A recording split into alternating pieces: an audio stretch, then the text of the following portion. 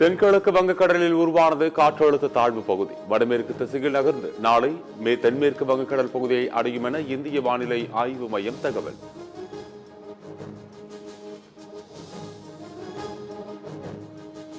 அமெரிக்க அரசின் புதிய வரி விதிப்பு முறைகளால் இந்திய பங்குச்சந்தைகளில் கடும் வீழ்ச்சி. முதலீட்டாளர்களுக்கு ஒரே நாளில் 19 லட்சம் கோடி இழப்பு.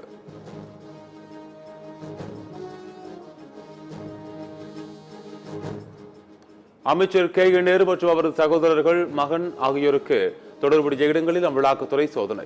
சென்னை, திருச்சி, கோவையில் காலை முதல் ஒரே சமயத்தில் திடீர் ரைடு.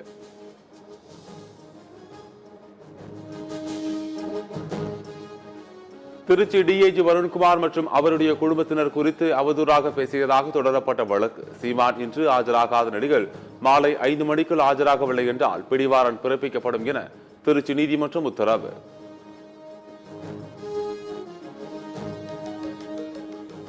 நடிகர் சிவாஜி கணேசன் வீடு ஜப்தி விவகாரத்தில் திடீர் திருப்பம். சிவாஜி வீட்டின் மீது எந்த உரிமையும் இல்லை என பிரமாண பத்திரம் தாக்கல் செய்ய ராம்குமாருக்கு உத்தரவு.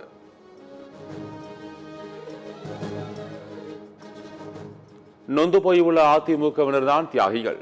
அந்த தியாகி யார் என்ற அதிமுக பிரச்சாரத்திற்கு முதலமைச்சர் மு க ஸ்டாலின் பதிலடி.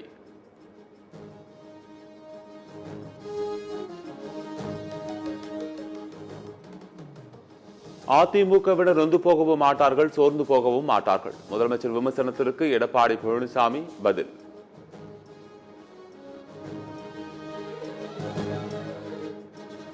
சட்டப்பேரவைகள் அதிமுகவினர் வெளிநடப்பு செய்த நிலையில் வெளிநடப்பில் பங்கேற்காத செங்கோட்டையன் தனது தொகுதி தொடர்பான கோரிக்கையை சட்டப்பேரவையில் தெரிவித்துவிட்டு பின்னர் தனிநபராக வெளியேறினார். டாஸ்மாக் வழக்கை வேறு மாநிலத்திற்கு மாற்ற கோரவில்லை. எடப்பாடி பழனிசாமிக்கு சட்டத்துறை அமைச்சர் ரகுபதி பதில்.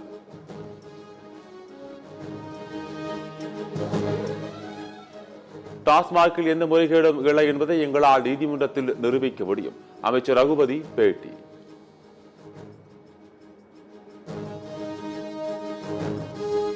சென்னை கோயம்பேட்டில் உள்ள சிஎம்டிஏவுக்கு சொந்தமான இடம் விரைவில் மக்கள் பயன்பாட்டிற்கு கொண்டு வரப்படும். சட்டப்பேரவைகள் அமைச்சர் சேகர் பாபு தகவல்.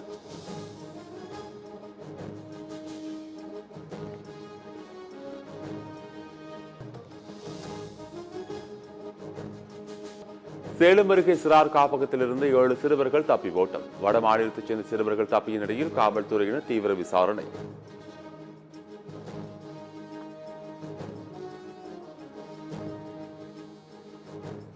சென்னை சோழவரம் அருகே போக்குவரத்து நெரிசலில் நின்றிருந்த ஆவரி மாநகர காவல் ஆணையர் வாகன விபத்தில் சிக்கியதால் பரபரப்பு. அதிர்ஷ்டவசமாக உயிர் தப்பிய காவல் ஆணையர்.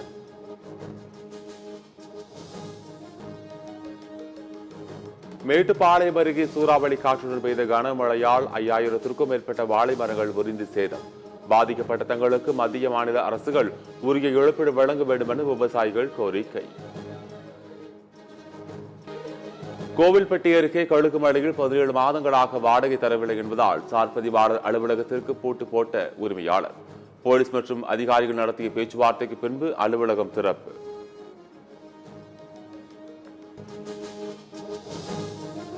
சென்னை பல்கலைக்கழக வளாகத்தில் மகளிர் விடுதி கட்டுவதை அரசு கைவிட வேண்டும். பாமக நிறுவனர் ராமதாஸ் வலியுறுத்தல்.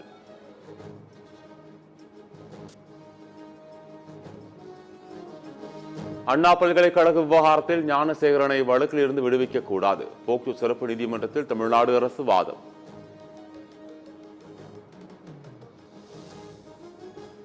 பீகாரில் நடைபயணத்தை துவக்கிய ராகுல் காந்தி. ஏராளமான இளைஞர்கள் நடைபயணத்தில் பங்கேற்று வரவேற்பு.